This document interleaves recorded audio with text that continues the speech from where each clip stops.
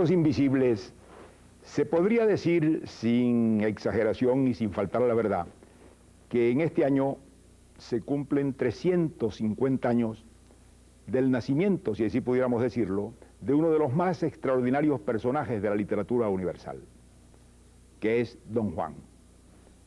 Este es un personaje incomparable. Todos los otros grandes personajes de la literatura están limitados y contenidos dentro de una obra, y es de ella que parten, y de ella que se toman, y de ella que se interpretan, como es el caso de Don Quijote. Don Quijote está entero y completo dentro del libro de Cervantes, y desde luego de Don Quijote se han ocupado mucho, de Don Quijote ha dado pie para 1000 derivaciones, pero fundamentalmente hay que ir a buscar a Don Quijote en el libro de Cervantes. Lo mismo ocurre con Hamlet. El Hamlet, que es otra de las grandes creaciones de la literatura occidental, está íntegro contenido en la obra de Shakespeare, de modo que no podemos apartarnos de ella, interpolar en ella, buscar otras fuentes distintas. Allí está contenido todo lo que es Hamlet, y es allí que tenemos que referirnos. Y el caso de Fausto, que es un poco distinto, también se parece, porque aun cuando hubo muchos tratamientos de Fausto anteriores al de Goethe, hoy en día todo el mundo cuando dice Fausto, sin duda alguna se está refiriendo a la interpretación que de este mito de la Edad Media hizo el gran poeta alemán Goethe. Pero el caso de Don Juan es distinto. Don Juan es probablemente el personaje más proteico, más cambiante, más inabarcable y más interpretado que ha tenido la literatura mundial. Se han escrito por encima de 30 o 40 interpretaciones de Don Juan en distintas lenguas y en distintos países y en distintas épocas. Y se le ha atribuido y se le han introducido cambios, alteraciones a esa personalidad, y la fascinación del personaje no termina. Es un personaje que no se agota, de modo que cada época tiene su Don Juan, tiene la interpretación de este personaje extraordinario. Sin embargo, este personaje extraordinario tuvo un origen, comenzó un día, apareció una vez. ¿Qué es Don Juan ante todo? Valdría la pena que nos entendiéramos un poco en qué significa Don Juan. En la conversación corriente y vulgar, la gente llama un Don Juan a un hombre enamoradizo. Desde luego que Don Juan podía corresponder a esta imagen, pero no es eso exactamente. Don Juan es un hombre obsesionado por el amor, obsesionado por la mujer, pero que sería muy difícil decir que Don Juan es un enamorado. Don Juan no se enamora nunca. El Don Juan original, y a través de la trayectoria de Don Juan, ese personaje no llega a lo que pudiéramos llamar el idilio. No es un hombre que se enamora de una mujer, no es un hombre que persigue un ideal femenino, es un hombre que ama a las mujeres, es un hombre que está entregado por una especie de pasión loca a la persecución y a la seducción de todas las mujeres, de todas las que pasen a su alcance. Esta especie de desbordamiento, ¿verdad?, de la personalidad ya caracteriza a Don Juan, pero no es esto Don Juan. No todo hombre enamoradizo, no todo aventurero, no todo coleccionista de aventuras femeninas es un Don Juan. Sería hacerle mucho honor. Es que Don Juan tiene otra faz. Don Juan es un hombre que simultáneamente al hacer esto está desafiando cosas muy importantes, sobre todo para la época en que él aparece. Está desafiando la sociedad, es decir, los valores en torno a los cuales la sociedad pretende estar constituida, y está desafiando la religión. Es decir, él está jugando contra dos grandes poderes sociales muy poderosos antiguamente y todavía con mucha eficacia, que son la religión y el honor. Es decir, él está desafiando a Dios y a la noción del honor, porque la noción del honor es una noción muy poderosa, sobre todo en España. Cuando se ponía en duda el honor de un hombre o el honor de una mujer, esto se decía en el lenguaje de la época, había que lavarlo con sangre. Es decir, esto provocó dramas y tragedias espantosas, el poner en duda la honestidad de una mujer, el poner en duda el honor de una mujer o el honor de un hombre que estaba asociado con su caballerosidad y con su valor. De modo pues que Don Juan es el hombre que desafía estas dos cosas, porque Don Juan es el hombre que se burla de la honra de las mujeres y que desafía los mandamientos religiosos con respecto a la conducta que debe tener una persona con los demás. De modo que Don Juan no solamente es un hombre que se enamora, no es el enamoradizo, es el rebelde simultáneamente, y es en este sentido un ser satánico que tiene esta contextura, esta convergencia. De modo que esto es lo que hace la riqueza extraordinaria e inagotable del personaje. Y luego, claro, el tema del amor, es decir, de la relación hombre-mujer, que es un tema inagotable, que es un tema tan inagotable como la cultura, que es un tema tan inagotable como la evolución de la mentalidad humana, y del cual nunca se habrá dicho ni se dirá nunca la última palabra. Y don Juan simboliza todo esto. Esto explica por qué es un personaje tan inagotable, tan extraordinario, tan poco semejante a los otros grandes personajes de la literatura. Sin embargo, este personaje tiene una fecha de nacimiento.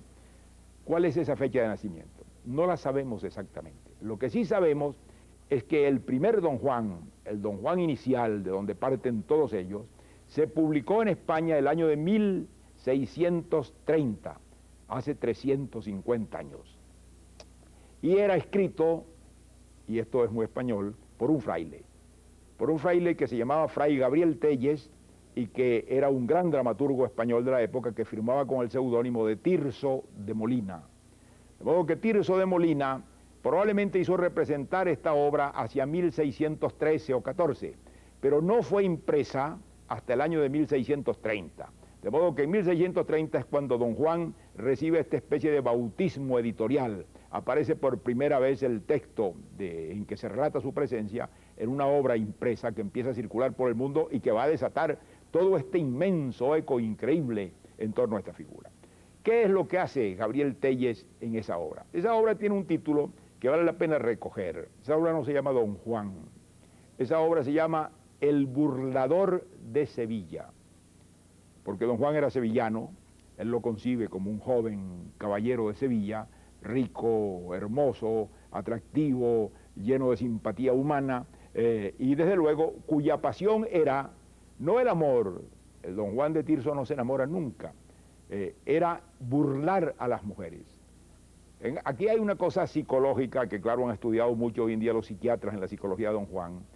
¿Qué era lo que buscaba don Juan en las mujeres? No era el amor de las mujeres, era engañarlas. Era lo que llamaban en el antiguo español burlarlas. Por eso Tirso lo llama el burlador de Sevilla. Él las engaña de todas las maneras que él puede. Las engaña con promesas falsas, las engaña diciéndoles que las quiere y no las quiere, y las engaña incluso de la manera más cruda y más brutal del mundo, que es haciéndose pasar por otro. La primera escena de don Juan de Tirso, del burlador de Sevilla, es una escena en que él sale de la habitación de una dama donde ha entrado haciéndose pasar por otra persona. De modo que él hace el engaño de la manera que se le ofrezca, de cualquier modo. Para él no hay en esto refinamiento ninguno. Él lo que le importa es engañar a las mujeres. Y una vez que la ha engañado, una vez que la ha logrado, entonces ya no le interesa, ya la abandona, entonces va a buscar otra aventura. De modo que esto traza pues un perfil muy peculiar. Ahora, ¿por qué este hombre burla a las mujeres? Es porque hay en él un deseo de venganza interno contra las mujeres. Es porque hay en él una psicología turbia y curiosa que no termina de aclararse. Además, en don Juan entra entonces en Tirso un elemento que es el que le da la unidad al personaje, y esta es la creación genial de Tirso de Molina. Y es que don Juan va a estar en contacto con Dios y con lo sobrenatural, porque claro, es el hombre que viola la ley divina, que viola las leyes del honor, y que por lo tanto está desafiando a Dios, y no es un increyente. El don Juan de Tirso no es un increyente, es un hombre creyente, pero él contesta cada vez que alguien le dice o le asoma que lo van a castigar un día y que va a recibir el castigo divino, él contesta con una frase muy famosa, que es casi una de las características de don Juan. Él dice: cuán largo me lo fiáis. Es decir, tengo un plazo muy largo para arrepentirme, hay tiempo suficiente para que yo arregle mis cuentas con Dios, y entre tanto déjenme seguir como estoy, que ya vendrá el momento de hacerlo. De modo que esta idea del largo plazo, de que él va a tener siempre un momento final en donde arrepentirse y obtener el perdón de Dios, pero que entre tanto va a llevar su vida, eso es otra característica del personaje de don Juan. Y por último, la relación directa con lo sobrenatural, que es lo que le da ese trasfondo de grandiosidad satánica. En el don Juan de Tirso, don Juan mata al padre de una dama a quien él ha engañado. Al viejo le sale a defender el honor de su hija y don Juan lo mata. Entonces esta muerte, claro que es una más de las muchas que él comete, va a complicarle la vida. Y don Juan, una vez cometido este crimen, se va a olvidar de esto. Pero un día, por un azar cualquiera, él entra en una iglesia, en esa época enterraban en las iglesias, y encuentra el monumento funerario de este personaje que era el comendador. Este personaje muerto tenía una inscripción que dice: aquí yace un caballero valiente por culpa de un traidor. Entonces él se burla y le dice a su criado, siempre va acompañado de un criado que le sirve como de Sancho Panza, de personaje con quien conversar y hacer reír, le dice: tírale la barba al muerto, y le tira la barba al difunto. Entonces el difunto le contesta que es un irrespetuoso, habla a la estatua, ¿no? Hay una cosa sobrenatural, la estatua en la iglesia le habla, claro que es una cosa impresionante. Y entonces don Juan la invita a comer, él invita a la estatua, le dice, vente a comer a mi casa, que es una cosa muy anclada con un viejo rito tradicional de la Edad Media, que era comer en honor de los muertos y comer casi con los muertos. El Día de los Difuntos, prácticamente en toda Europa se hacían grandes festejos y comilonas en los cementerios, y la gente incluso regaba vino sobre las tumbas para que los difuntos participaran en el holgorio, de modo que había una mezcla muy curiosa de fiesta de la vida y de rememoración de la muerte. De modo que don Juan invita al comendador a comer, y el comendador va a la comida, y no solamente va a la comida, cosa que ocasiona un pánico espantoso, que llega a ese convidado de piedra, como lo llama Tirso, esa estatua que camina, que es un ser sobrenatural, sino que él a su vez lo invita a que vaya a comer con él a la tumba. Y don Juan va a la tumba, y allí el comendador le da la mano, y al darle la mano el fuego infernal abraza a don Juan, y don Juan perece condenado. Ese es el cumplimiento de la justicia divina. De modo que estos dos polos son los que determinan la creación de don Juan y la figura de don Juan. La burla de las mujeres, el coleccionista de mujeres, y al mismo tiempo el ser satánico que desafía a Dios y a sus leyes y que termina condenado. Esta concepción es la que va a darle a este personaje su dimensión extraordinaria y a hacerlo un personaje increíble. Lo van a tomar autores de todos los países, en todas las formas, se van a escribir don Juanes y se siguen escribiendo inagotablemente. De modo que es probablemente el personaje más rico, más proteico de la literatura universal. Esa situación reaparece luego muy cerca, a mediados del siglo XVII, un gran dramaturgo francés, Molière, escribe un don Juan.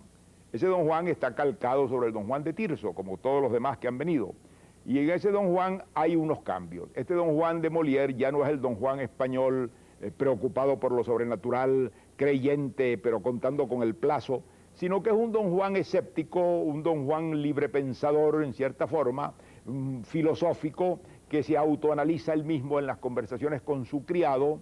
Ese criado va cambiando de nombre, es muy curioso, don Juan siempre es el mismo, pero el criado cambia de nombre. El criado se llamaba con Tirso, se llamaba Catalinón, con Molière se llama Ganarel, más tarde con Zorrilla se va a llamar Ciuti, y se va a llamar con 1000 nombres, Leporello, etcétera, con los distintos autores. Esta interpretación de Molière va a tener una gran resonancia en Francia y va a llevar al personaje al espíritu francés del siglo XVII, pero lo va a llevar con una manera de tratar la cosa que ya no coincide con la visión española. Luego, más tarde, el siglo siguiente, va a ocurrir un gran hecho en lo que pudiéramos llamar la leyenda de don Juan.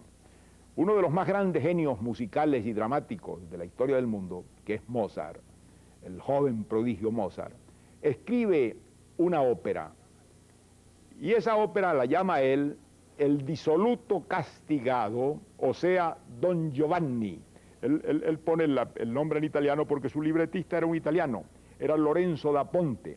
Y Lorenzo da Ponte toma básicamente el drama de Tirso de Molina, tomando algunas pequeñas cosas de Molière, pero básicamente sobre Tirso de Molina. Pero la música de Mozart va a ser el milagro extraordinario. En el libreto de da Ponte está toda la tragedia de don Juan tomada en sus elementos fundamentales, el burlador y el desafío a lo sobrenatural y el encuentro con el comendador y el castigo. Pero la música de Mozart va a introducir una dimensión de que carece la literatura, una dimensión de profundidad, una dimensión de grandeza, de pavor literal, que la convierte en una de las obras maestras de la creación musical y teatral del mundo. Mucha gente piensa que la más grande obra del teatro lírico, del teatro musical que se ha hecho en el mundo es el Don Juan de Mozart.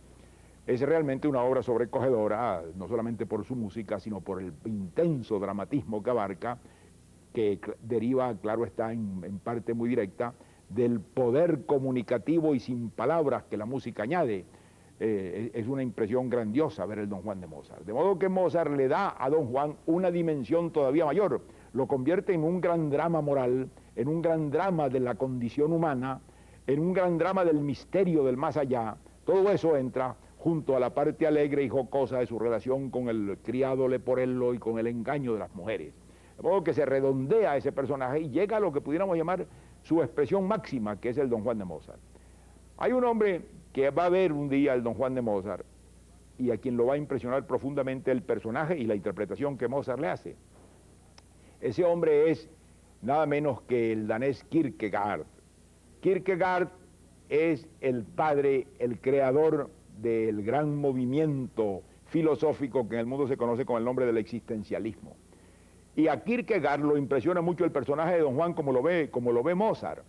Y en ese personaje él ve la condición humana como él la presiente, es decir, todos los valores existenciales que agitan y mueven el hombre y que lo hacen un ser tan contradictorio y tan difícil de abarcar. De modo que hay una influencia del personaje de Don Juan a través de Mozart en lo que pudiéramos llamar la arrancada de la filosofía existencialista en el pensamiento europeo. Pero aquí no se queda Don Juan va a seguir viviendo, claro está, porque a comienzos del siglo XIX ocurre una gran revolución literaria en el mundo que es el romanticismo.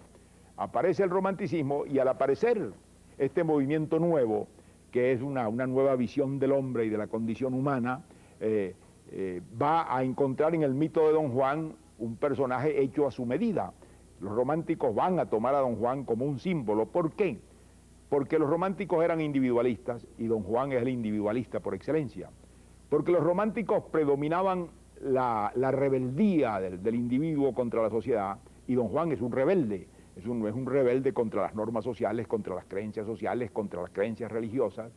Y por último, Don Juan es un hombre signado por la fatalidad, que esto era una cosa que a los románticos les interesaba mucho en las figuras humanas, esas especies de seres perseguidos por una fatalidad superior que los condena. Y Don Juan está perseguido por esa fatalidad que termina con su gran tragedia religiosa y teológica de su condenación a los infiernos. De modo pues que era un personaje hecho perfectamente para que los románticos lo tomaran como modelo y lo tomaron. Existen numerosísimos dramas y poemas con el tema de Don Juan escritos por los románticos. El primero y más conocido de todos es el de Lord Byron. El gran poeta inglés Lord Byron escribió probablemente su más importante poema largo, que es un poema que se llama Don Juan. Claro que el Don Juan de Byron se parece muy poco al de Tirso, no tiene esas preocupaciones religiosas del de Tirso, es más bien un rebelde, un escéptico. Claro que hay el trasfondo de su tratamiento de burlador con las mujeres, pero hay amor. El Don Juan de Byron se enamora, cosa que es incompatible con el Don Juan de Tirso y con la figura creada por el Don Juan tradicional. Pero esto le da una grandeza y una dimensión al Don Juan extraordinario. Y luego pues otros románticos, como el famoso romántico alemán Hoffmann, y por último ya Baudelaire escribe un bellísimo poema que está en Las Flores del Mal, que se llama Don Juan en los infiernos, en que describe la figura de Don Juan bajando al infierno después de su condenación con una belleza literaria extraordinaria. Y el gran romántico francés también, Musset, escribió un Don Juan a su manera en un poema muy hermoso que se llama Namouna. De modo pues que los románticos toman el tema de Don Juan, pero entre ellos hay un romántico tardío español que va a retomar estrictamente la tradición de la obra de Tirso y que es el poeta Zorrilla. Zorrilla, don José Zorrilla, hacia el año de 1830, representa en los escenarios españoles un Don Juan. Ese Don Juan es exactamente la traducción de Tirso, pero con una variante importante. Y es que Don Juan se enamora de una de estas mujeres, de doña Elvira, y doña Elvira se enamora de él. Y en el momento en que ocurre la escena culminante y final de la condenación de Don Juan, en que el espectro del comendador lo va a llevar a los infiernos y arrastrar a los infiernos, Don Juan se salva. Se salva por el amor de esta mujer y porque en ese momento final y le pide perdón a Dios y se piensa que esto pues lo ha salvado del infierno. De modo que Zorrilla termina con lo que pudiéramos llamar un happy end del viejo drama extraordinario y sobrehumano. Pero este drama está tan anclado en el alma española que el Don Juan de Zorrilla vino a borrar a todos los demás. Ya el de Tirso se representa muy poco. El que representan en España, y de una manera muy curiosa, tradicionalmente, todos los años, el Día de los Muertos, el Día de los Fieles Difuntos, en el día que la Iglesia dedica a conmemorar a los difuntos, en todos los escenarios españoles se presenta el Don Juan de Zorrilla. Es muy curioso, ¿verdad?, porque esto retrotrae el drama a su origen primitivo, a la relación de la vida con la muerte, al más allá presente en la escena humana y a la figura del pecador castigado, que finalmente es lo que sencilla y llanamente es la figura de don Juan. De modo que este don Juan de Zorrilla es el que vino a quedar en España, aunque no en el resto del mundo. En el resto del mundo siguió evolucionando el don Juan, se hicieron obras dramáticas, obras literarias de 1000 clases, interpretaciones críticas, se ha agotado la capacidad crítica investigando las raíces y los orígenes del personaje. Y a comienzos de este siglo, uno de los más grandes dramaturgos ingleses, Bernard Shaw, escribió una obra, una de sus mejores obras, que se llama Hombre y Superhombre, que es una transcripción moderna del mito de don Juan. De modo pues que, como ustedes ven, es un mito inagotable. Esto no ha pasado ni con Don Quijote, ni con Fausto, ni con Hamlet.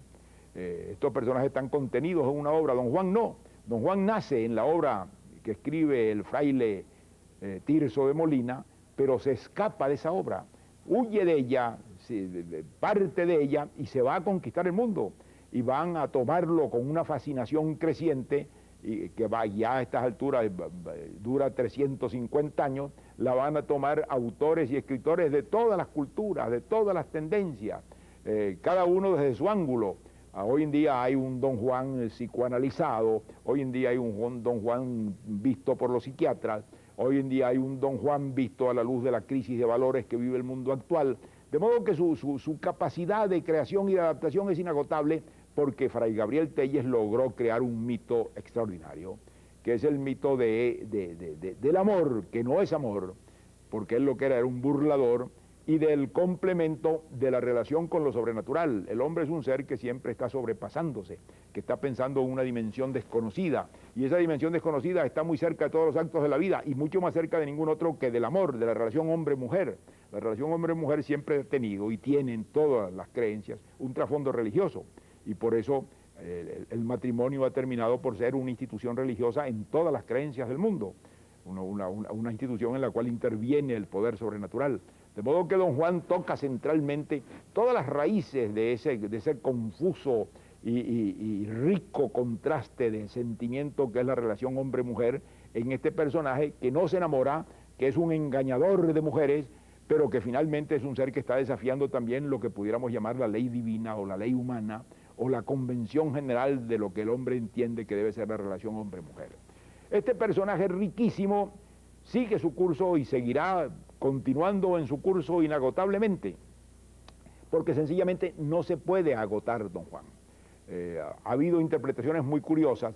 Gregorio Marañón, el gran escritor y científico español, dedicó un ensayo muy curioso a don Juan para probar que don Juan no era un ser viril, sino que era un ser contrario a la idea de virilidad, que don Juan era un ser más bien feminoide, porque la búsqueda de don Juan era muy curiosa. Don Juan quien lo buscan son las mujeres. Don Juan termina por ser una víctima de las mujeres. Don Juan es un hombre que tiene una relación incompleta con las mujeres, porque desde luego es un ser que huye, es un ser que desaparece, es un ser cuya acción se limita sencillamente a una especie de engaño, a una especie de posesión transitoria para ir aumentando su lista. En el Don Juan de Mozart hay una escena muy famosa, que es la escena en que Leporello, el criado de don Juan, le lee o le recita, y esta es un aria muy famosa del Don Juan de Mozart, la lista de las aventuras amorosas de don Juan, y entonces va diciendo las aventuras que va teniendo, y le dice en Alemania 700, en Italia 400, en España 1003, de modo que era una especie de campeonato estadístico. Lo que don Juan pretendía era haber engañado el mayor número posible de mujeres de cualquier clase que fueran, porque claro, en ese catálogo de Leporello, como en todos los demás, desfilan grandes damas, duquesas, marquesas y mujeres de la más simple condición, o como lo decía en sus malos versos, porque no era un gran poeta Zorrilla, decía desde la altiva princesa a la que pesca en ruin barca. De modo pues que lo que estamos conmemorando, y es una conmemoración digna, son 350 años del nacimiento de uno de los más grandes mitos literarios del mundo occidental, de uno de los más grandes personajes que la imaginación del hombre ha podido concebir y de uno de los más duraderos, porque no perece don Juan, no pertenece a una época. Es posible adaptarlo a nuestras condiciones de hoy, como fue posible adaptarlo a las condiciones de los románticos, como fue posible adaptarlo a las condiciones del libre pensamiento del siglo XVII.